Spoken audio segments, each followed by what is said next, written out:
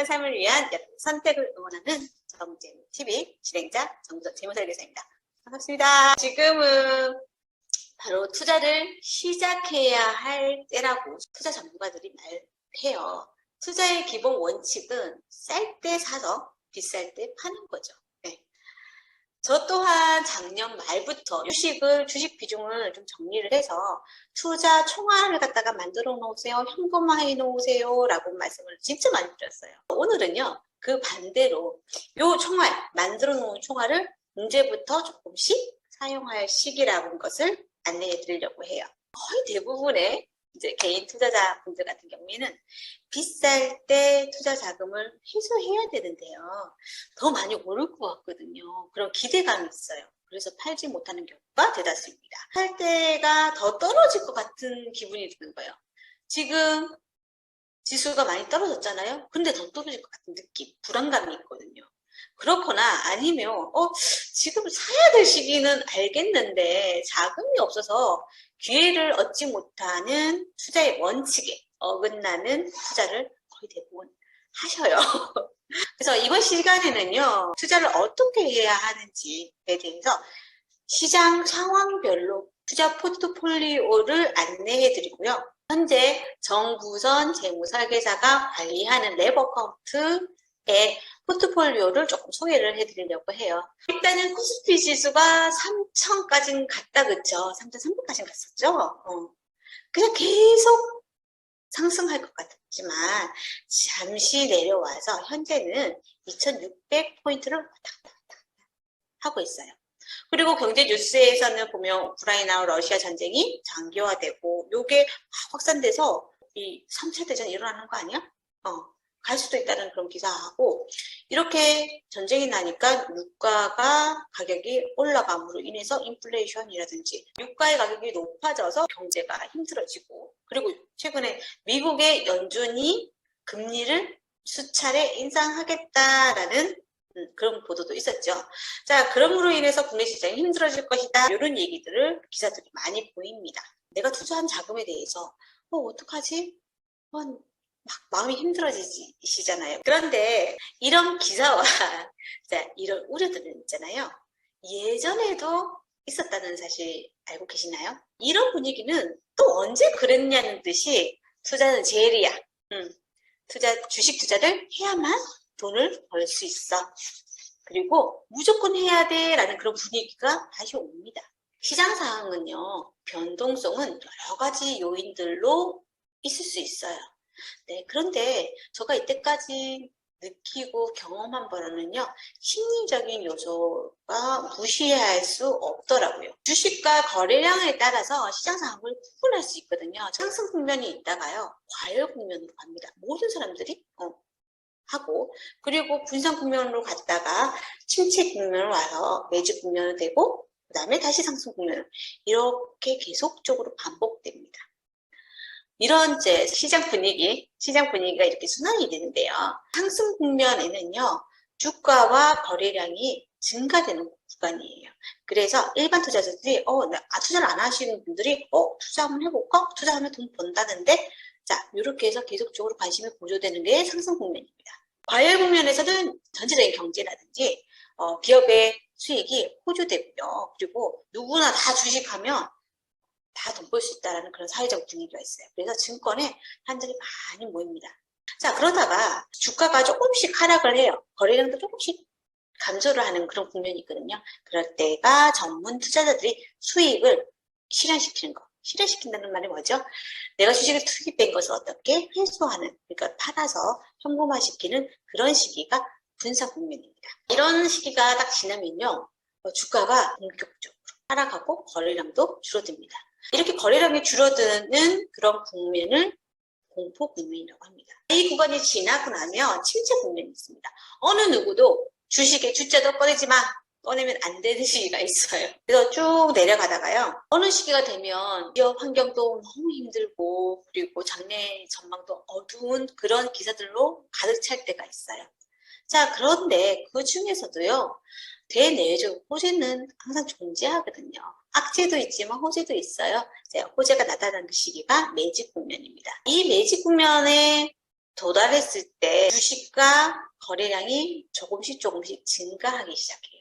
증가를 하면 일반 투자자들이 이게 이제 주식이 좀 올라오네? 이제 관심이 고조되는 상승 국면으로 다시 보는 거죠. 자, 이런 국면으로 계속적으로 돌아가는 게 주식시장의 상황입니다. 자, 그러면 우리는 지금 현재 우리는 어디일까요? 과열 국면은 지난 것 같죠? 그럼 분산 국면은요? 저는 분산 국면도 지났다고 봅니다. 왜냐하면 주식과 거래량이 떨어지고 있는 상황이기 때문에 코로나 시대가 장기화되면서 분산 국면이 조금 길어졌다. 그러면 우리는 지금 공포 국면일까요? 아니면 침체 국면일까요? 그거는 어느 누구도 모릅니다. 언제나 시장은 지나가야지 그때가 그때였구나 라는 거를 확언할 수 있습니다. 가열과 국면을 지났다는 표현을 했잖아요. 요와 마찬가지입니다. 그때가 그때였구나 라고 생각할 수 있는 거죠. 저는 개인적으로 공포에서 침체 국면으로 넘어가는 중이라고 생각합니다. 그럼 이렇게 매번 흘러가는 시장 상황이 있잖아요. 자, 어떻게 투자를 해야 할까요? 매집 국면에서 주식을 딱 사서 분산 국면에서 딱 팔면 좋겠지만 그 누구도 그 시기를 정확하게 알 수 없기 때문에 주식과 채권, 그러니까 공격적인 부분과 안정적인 자산을 배분을 정해놓고 흘러가는 대로 조정하시는 즉 투자 배분을 해보시는 걸 권유드려요. 현재는 공포에서 보다 침체 국면으로 넘어갈 것이라고 생각을 들면 채권의 비중이 있는 그 20%를요 주식 비중으로 좀 담는 거죠. 그래서 매집 국면에 들어가면 주식 비중이 조금 더 늘리고 상승 국면에 최대로 늘려서 가져가시는 거고요. 그리고 주식이 과열됐다. 누구나 다 주식을 한다. 이때부터 출구 전략, 현금화하는 작업을 세우셔야 됩니다.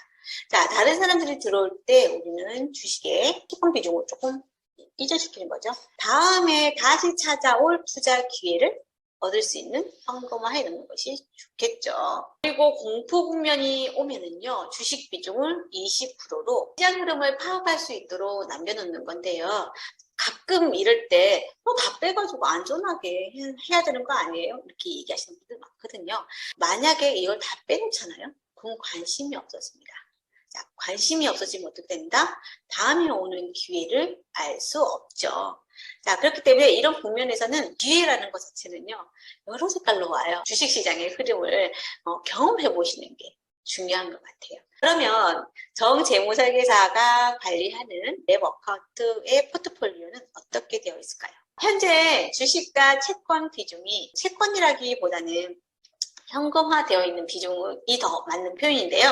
3대 7, 그러니까 주식이 3, 안정적인 현금화되어 있는 게 7, 혹은 2대 8 이렇게 되어 있습니다.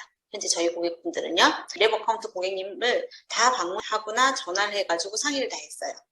다음에 포트폴리오를 어떻게 구성을 할 것인가, 구성 비율을 갖다가 정리해서 끝낸 상태고요.